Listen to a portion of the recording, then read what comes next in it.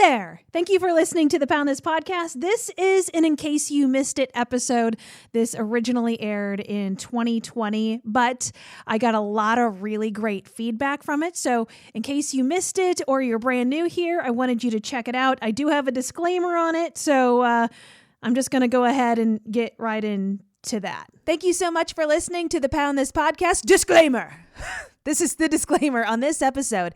This episode of the Pound This podcast is marked as explicit, which I very rarely do, but I'm doing that basically to wave a flag saying that this is a little out of the norm. This is unedited. There's language in here that you may be sensitive to. We discuss sex, sexuality, body parts, and if you feel like this is an uncomfortable conversation for you, or you may be triggered by some of the themes or the conversations in this podcast, I would urge you to skip listening to this podcast or find a place where you feel more comfortable listening to it. Maybe you have someone in the car that you don't want to listen to this podcast with. You prefer to be alone.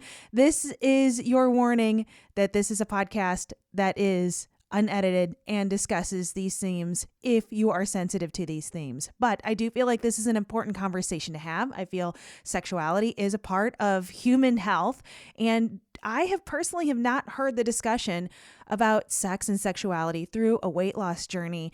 And Richelle and I have a really great conversation about that and kind of what that means. And I really do hope that you give this a listen. But again, a disclaimer: language, adult themes, explicit episode. So you have been warned, but I do appreciate you listening so much, and I hope that you give this episode a listen. And if you want to hear more episodes like this and discuss more themes like this, please let me know. You can always find me on my email, which is amanda@AmandaValentineBites.com.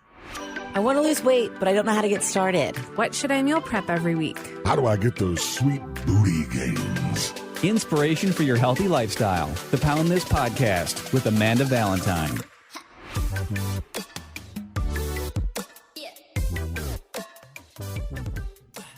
Thank you so much for listening to the Pound This podcast. I am Amanda Valentine, and my guest today is Richelle Frabotta. I'm here at Miami University. Hey, Richelle. Hey, Amanda. So you teach here at Miami. I do. I am an instructor in the Family Science and Social Work Department.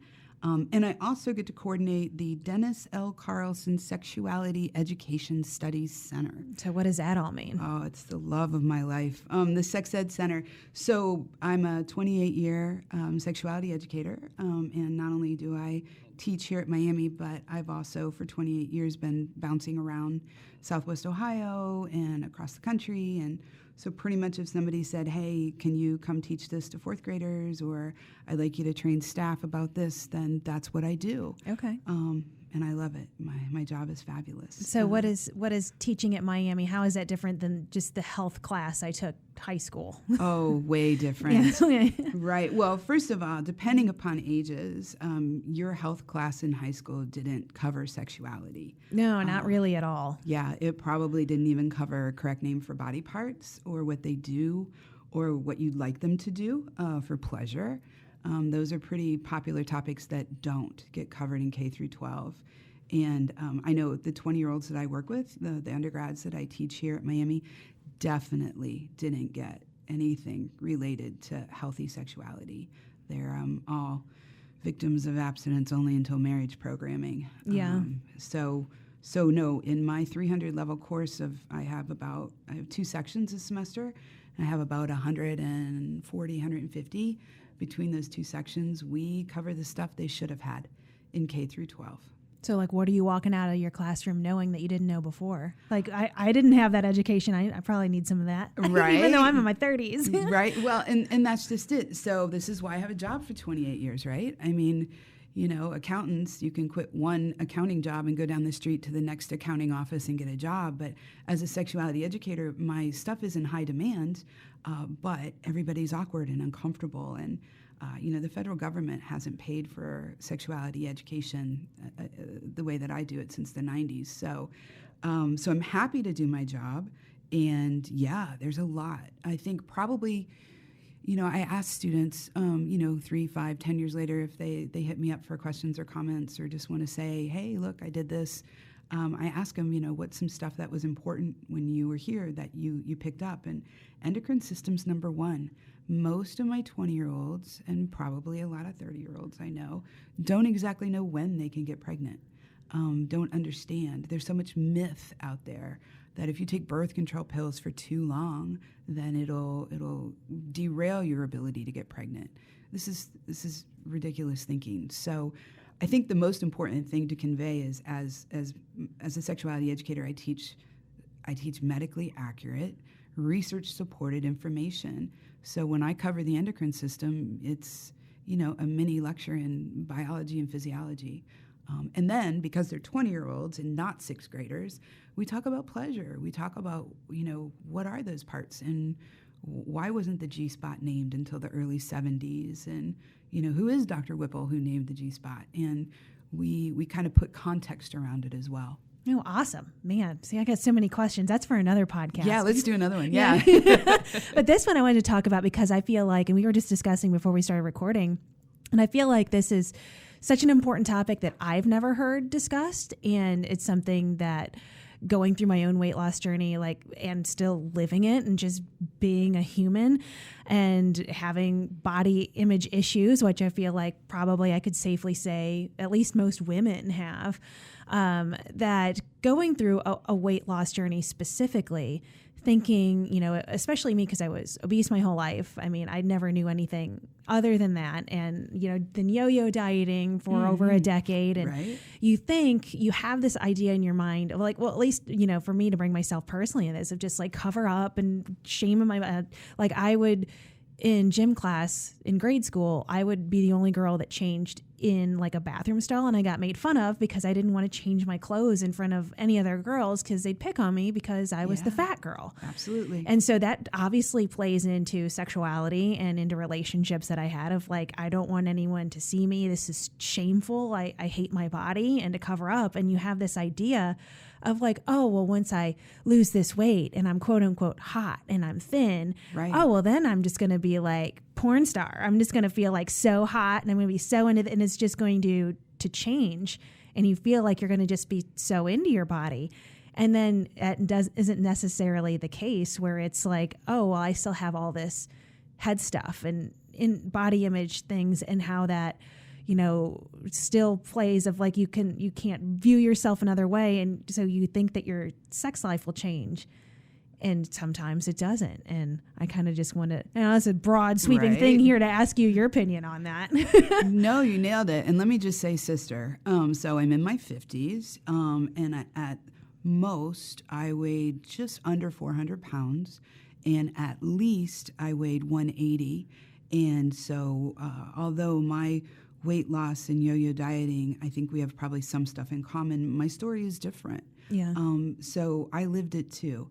And, 12 years of Catholic education and changing into uniforms as well for gym class, or when we went to the pool and having to figure out about swimsuits. And, fat in the 80s is a different kind of fat than it is in the 2000s. So I think that's an interesting concept too, is I think I was a size 10 and I was fat. And now when I think about size 10, I don't think about that's a fat size. Oh, I don't either. So just, shout out to you. Hey, I'm here. I get it too on a personal level. And the sexuality stuff is so important. Such fat phobia in our culture, you said it, when I lose this weight and I get hot. And we don't necessarily think about large people, fat people, obese people as hot. And that's a cultural thing, right? Mm-hmm. I mean, you had to learn to hate your body. Yeah. You didn't pop out going, oh, this Ooh, flab under my arms, know. Yeah. So I think our conversation is rooted in the idea of cultural messages. And you said, female women, right? Yeah. And there's a lot of dudes walking around who, cut weight for their sport and develop eating disorders doing that. There's a lot of dudes. And dudes talk to me, which I'm so grateful for, because, we can read this stuff in books, but when someone's looking you in the face and telling you their story, man, that's priceless. And so I've heard guys' stories about not being the right kind of muscular or the right kind of jawline. And so taking other people's ideas about what is sexy, and putting it on yourself. I mean, yeah, it's a turmoil. It's hard to deal with that. Is there any way to like, other than just self-reflection, talk to a therapist? Is there any way to right on?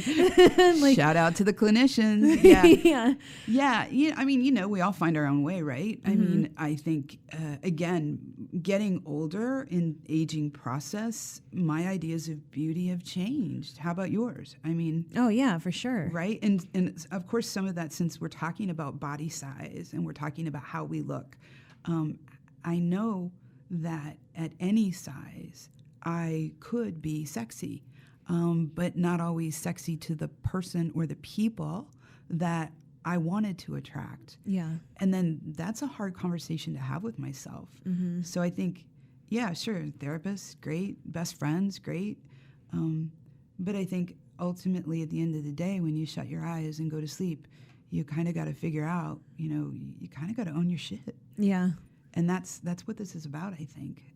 So do you feel with like the students and the people that you talk to, do you feel like if somebody has like a poor sexual relationship that usually stems from a body confidence, body image sort of thing?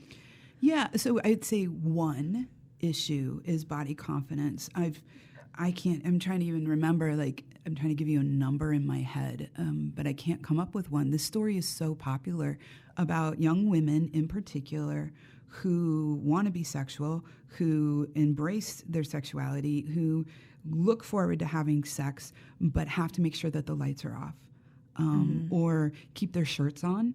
And so, sex is just a thing that happens on the bottom part. And, and are talking about how great sex is. And then, my comment gently and with love, right? Because I'm not trying to tell anybody how they're supposed to do stuff. That's not my job, right? I'm not mom. Yeah. I'm not sister. I'm just somebody saying, well, this thing about sexual pleasure, it's kind of a full body thing, don't you think? It's not really about that part or that position, but it's about like touch. And if your shirt's on, or you make sure there's a blanket between you or some kind of cover, I said, how do you feel about, not having that touch, that warmth, that physical skin-to-skin connection, and skin hunger is the thing. There are plenty of people walking around that don't get touched or hugged, just in a casual way, not even thinking in like a sexual way. Yeah. And so I try to talk about those things. And does that supersede your need to feel like you look okay? Also, there's the catch-22 is, and again, this is personal value, so I'm not here to tell people how they should think, feel, and believe. And I wonder that if you're embarrassed to take off your shirt with this person that you're being sexual with, what's up with that? What is that? Just a difficult conversation to have, so you don't have it, or do you think they won't like you? I mean, isn't sex about being vulnerable? And isn't it very vulnerable, to say, hey, I don't feel comfortable with, you looking at my breasts, so I'm going to leave my shirt on. And wouldn't that enhance the sexual relationship? I'm just thinking out loud, right? I mean, and then, if it's a hookup or it's a hit it and get it, fine. You don't need no deep conversation, right? Yeah. So that's cool. Like I said, there's not just one right way to do this, but especially in like long-term committed relationships, sex changes, right? Your bodies change. Growing older, whether we're talking about weight or not, changes. Function changes. And to your point, being in your 30s and not having had, I would say probably quality sexuality education in your schools that you've gone to, right? Yeah. Nobody talks about that either. It's like everything that you have, your education is through like media, like TV and movies, and what your idea of what being sexy is, and the signs that somebody's really into you, and like what sex looks like this view of a sexual relationship through some rom-com. It feels like what at least the education I got is just in front of a TV screen. You know what I mean? Right. Well, and let's take that and extend your metaphor to pornography, which I call adult erotica, because that's what it is. It's for adults and it's erotic. They're supposed to be. And, porn pussy's a thing. Are you familiar with that term? I am not. Well, let's talk about it. So when we think about, typical, I'll just say mainstream porn, not like genre porn, vulvas look a certain way. They're shaved, or they have a cute little design in hair there. Sometimes they're vajazzled with little rhinestones or whatever. Be careful of that. Especially, it's a choking hazard. I'm just saying. Well, don't want to get something to get lost. Just saying. So when we think about, how many young people today are learning about sex, it's through moving pictures. It's through either purposefully or accidentally watching porn. And porn is the #1 sex educator in the United States. I wish it was me. Yeah. I wish it was teachers who teach K through 12, but it's not. And so I get 20-year-olds in my classrooms who think sex is a certain way. And more important to our conversation, they think that vulvas are supposed to be, that the labia are even, that, there's no gaps, that the smaller labia, the internal labia is supposed to be tucked in. Kind of like, I'd say like a Barbie doll, but Barbie dolls don't even have vulvas. So, Yeah. That's a body image thing for sure. And if your hooch don't look like that and you think it's supposed to, Yeah.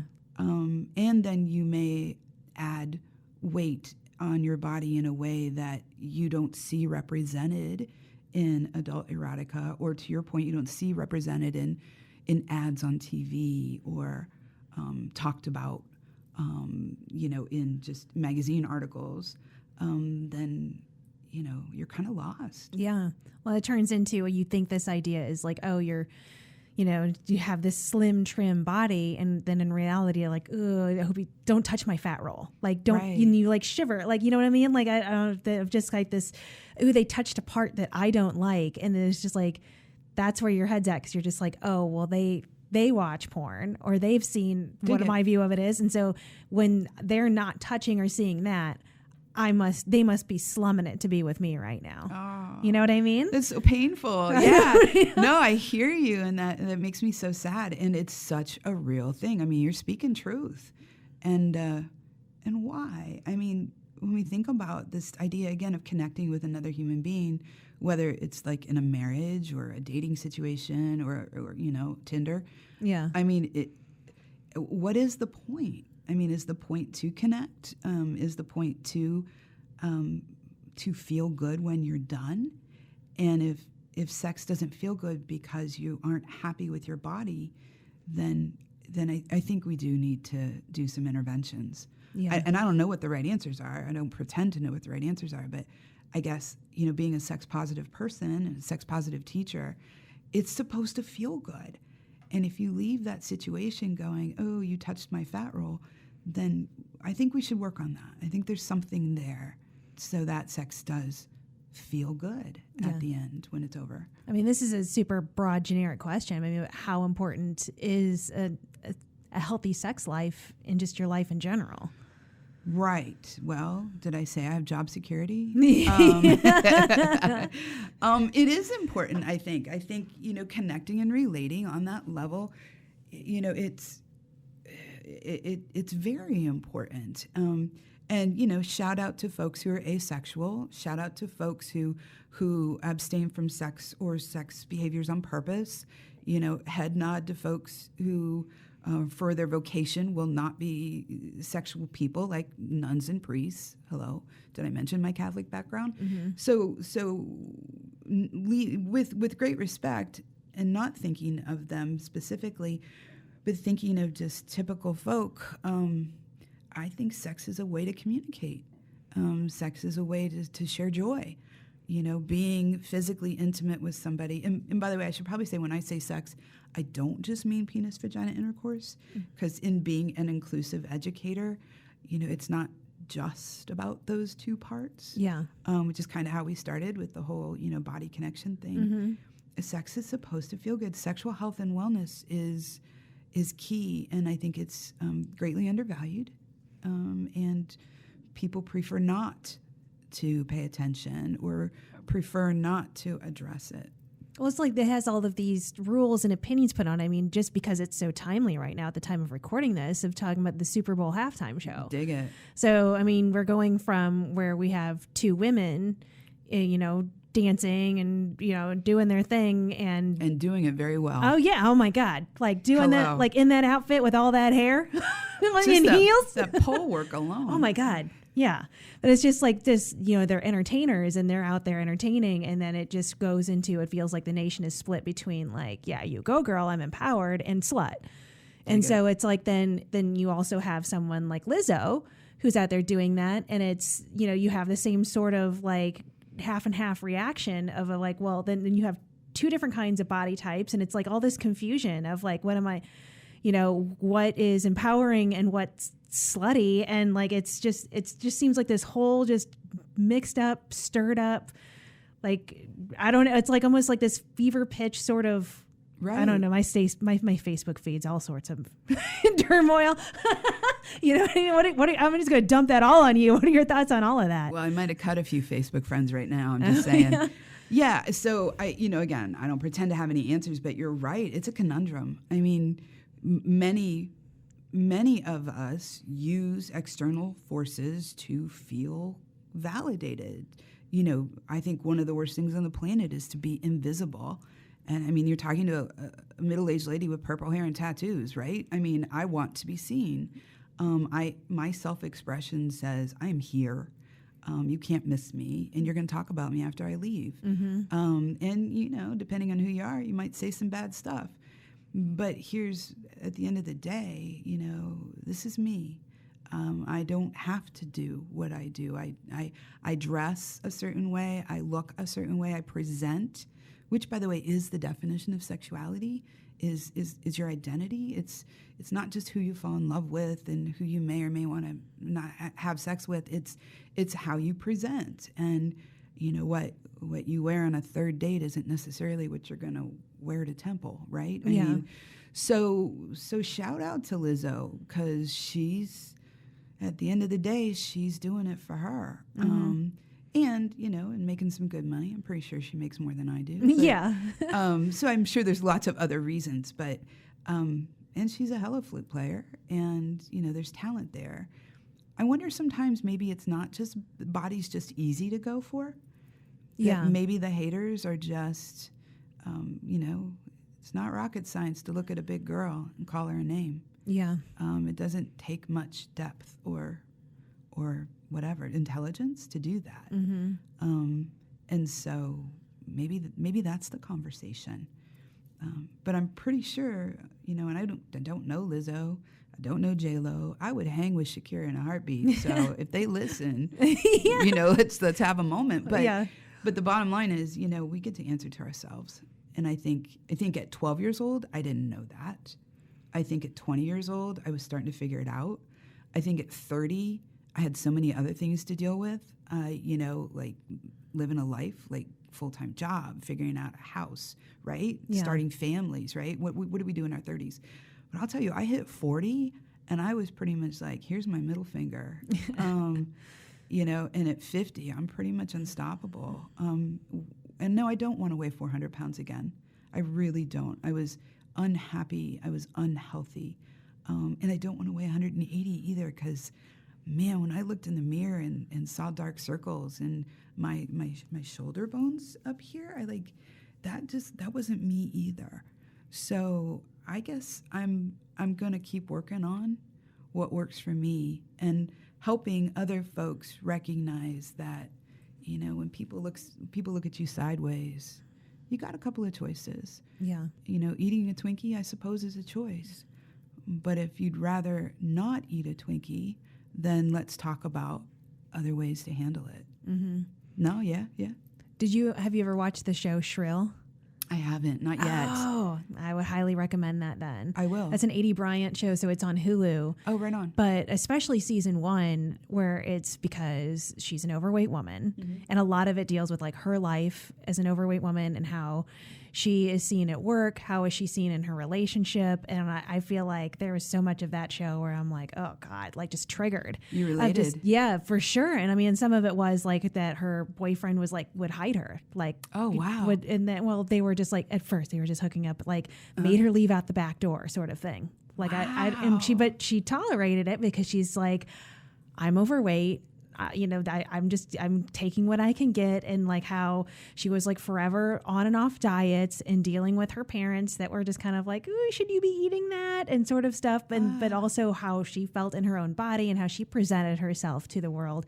I don't know. I just thought it was just such a great example of a TV show that I feel like, myself included, and probably I would imagine a lot of people listening to this podcast just feel too, of just having a difficult time with that, just like being your own person in your own skin and accepting what that is and what you love about yourself and what you're willing to change it's just such a hard conversation, but I guess it all just depends on like where you're at in your life and what is important to you. And if I think I want to have a good sexual relationship in my own head, no matter who I'm going to be with, like that's a conversation I feel like you have to it has to start with you. And aren't we? I mean, I think what we've done here in this chat is identify two very taboo and difficult topics at least in the United States culture, right? I mean, like you said, you didn't get a sexuality education. I didn't get a sexuality education. I started my sex ed career and didn't know what a uterus was because the coach told me in my health class that it was called a womb. And so we're really undereducated, literally undereducated about that topic. And then when it comes to kind of, being who you are in your body, being comfortable in your skin, we kind of have a long history in the United States of not accepting that, right? Yeah. Whether we could be talking about color or, as well as size or hairstyle. And so, for me, again, where I come from, it's culture. And I guess just going forth and being you is probably the greatest gift you can give to me because I'm going to see you, right? People who are listening are hearing you. And to be authentic and to be real for me and my value system, man, that's where it's at. Yeah. And even if I got this fat roll right here and I'm not happy about it, I may talk to you about it, but I'm going to need some love back, right? Mm-hmm. I'm not going to need somebody to be like, you're too fat to have sex. Are you kidding? Really? Yeah. Right. So, yeah, community I think would be important, finding that crew that's got your back. Oh, for sure. I think definitely, because I mean, that's one of the reasons I started this podcast is I just felt like so alone through everything. Like for me and my binge eating and where I was at with my own body and just dealing with my own weight loss, like no one else wants to hear about this. Nobody else, especially with the binge eating stuff. I'm like, I didn't even know how to identify that myself. And like nobody wants to, I don't want to burden anybody with hearing my crap. And like, it's like, well, wouldn't it be nice if we could just have a space where we could have this? Because I mean, I did Weight Watchers multiple times and I went to the meetings and it was never that kind of conversation. It was, I didn't, nothing against Weight Watchers because I know it's been super successful for so many people, but the community aspect for me was like, I want to talk about this. Like, this is the root of my issues. You know what I mean? This is the dirty work that we need to go through.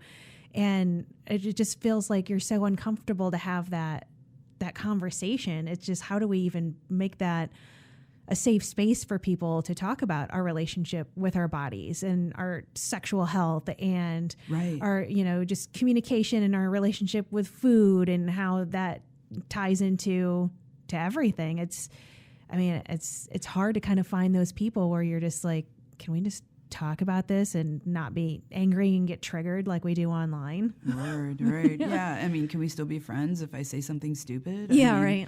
Yeah. Well, I'm hearing you, and this word just keeps coming up over and over, and it's shame. Yeah. That's the word that I keep going to. I don't know if that's what you're thinking about, but the way you were describing it. Yeah, definitely. And I don't think as a culture we do shame very well. I mean, I think we shame people very well. I mean, I think there are plenty of folks who know how to do that. But I think you're right. I don't think we process it. I don't think there's really, I'm not aware of many spaces other than, you clinical ones where you go with intention to a particular support group. But I don't know many places where you get to kind of say, hey, I feel shameful about this. Oh, yeah. Well, I'm sure that, so much shame is attached to sex, where it's a good girl, bad girl sort of thing of like, well, good girls don't do this. Or, whatever attachments that you have to, sex. It seems like that's just in a shame shell for most people, I would guess. Right. Well, and so I was just teaching this yesterday because I always start off the semester with the history in the United States of sexuality education, where it comes from and how it got started and who did it and why and what were the motivations. And, at the end of the day, it kind of comes down to control. And that's also a word, control, that I associate with food. Whether I have self-control to follow a plan that makes me feel good, like by eating this or not eating this. I know you meal prep on Sunday. Yeah. And when I was listening to you talk about that, I was like, man, I can't even take my nightgown off on Sundays. That's really cool. You're motivated. You stick to the schedule. And I'm like, well, maybe I should think about a Tuesday. Maybe I should meal prep on a Tuesday. So even the idea of control is something I don't know that we talk about a whole lot either, but we sure expect it from me. I expect myself. I expect that I should be in control of my eating. And I think I certainly am not able to lecture on binge eating. Yeah. But I imagine that being out of control is part of that cycle. I don't know. I'm just throwing it out there. So it definitely is. Like for me, like if you're in a binge, it's almost, it's all just attached to emotions. You have a bad day and it's like overwhelming, and it almost feels like a wave that's taking you over, and you're trying to eat to numb out. I could say all this now after years and years of analyzing myself, but it's almost like it's not about the food. It's not like, oh my God, this pizza's so good, I just can't stop. It's like I will eat an entire box of stale saltines because I just need to eat. Like you can't, it's like a fever pitch almost. Would you like to call that overachieving? Yeah, right. Well, this is like for me, and I'm totally type A control freak when I have control. And so it's just like, I feel like for me to, armchair therapist myself, it's, that's how I knew I could control the food of like, whenever I make myself try to feel better, everything else seems to be skidding out of control, but I can control this. And, just to tie it back into sexual health, it feels like you have another person involved. If we're talking just having, a sexual relationship with a partner, it's like you lose some of that control because you're sharing that with somebody. And that almost feels kind of scary of just like, I can't control how this situation will turn out. Right. But with food, I can control exactly what I'm doing. Totally dig it. I think you nailed it. Right. And add the vulnerability. And, if somebody sees the McDonald's wrappers in your car and makes a comment about it, then that's a vulnerable moment. Yeah. But you can hide that.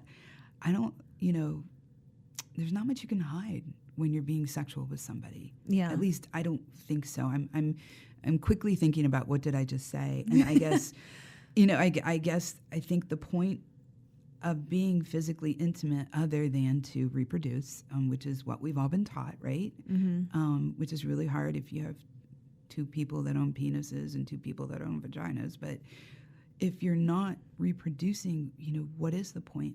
And this is also an activity we do in classroom. There's an activity that I borrowed from another educator, and it's basically 12 reasons why people might say yes to sex. And those reasons range from, like I said, reproduction, all the way to power and control, all the way to some stuff that we would be like, well, that's a horrible reason to say yes to sex. And is that really sex or is that violence? And shame is in there to numb out. Sometimes people say yes to sex just to not feel. Yeah. So I guess that's really kind of the critical piece here is when we talk about how we present, and I'll just say in the bedroom, but it could be your kitchen table, it can be, the laundry room, mm-hmm. It can be outside in a tent, right? So we'll just use that euphemism, in the bedroom. But, I guess thinking about what is the point. And if the point is to feel crappy afterwards because you have big thighs and you don't want your partner to somehow see that or know that, then it's probably not the best time to say yes to sex. Yeah. Yeah, that's a great point. How do you fix it? And if you don't want to fix it, then don't. But Yeah. you know, I just really think sex is supposed to feel good, physically and emotionally. Definitely. I feel like I just could talk to you all day. Cool. But I know that we're both on a time limit here. So Sure. if somebody, are you willing for people to reach out if somebody has a question, or is there a place that somebody could find you and get more information if they're interested in what you do and what you have to say? Sure. Yeah. So since I'm on the job at Miami, let's use this information. If you go to the Miami University website, the Sexuality Education Studies Center has a webpage. My email's on there. Yeah, I'm pretty easy to find. Okay. And I'll put all that in the show notes too. Yeah. And just tell the sex lady. I'm looking for the sex lady. yeah. I mean, there's not those all over campus. You're one of the only ones. Maybe I could take a break if there were. I appreciate you coming on this podcast, and you are welcome back. And again, we were talking before we started recording. There's just so many different aspects and avenues about sexual health that you are welcome back anytime. I would love to have any conversations, and I hope that somebody listening to this today, it sparked something within them, and maybe to have include a better sexual relationship with themselves and in what they're doing moving forward. Well, you make it so easy, Amanda. Thanks. Oh, thank you. I do feel like we've been hanging out for a couple of decades. So yeah, right. I appreciate that. That's very kind. So yeah, I'd love to come back. Let's do some more on this. I think it's a whole huge conversation still. I think we just scratched the surface, but regardless, I appreciate your time today. This is nice. You too. Thank you. For info on health coaching and more, go to AmandaValentineBites.com.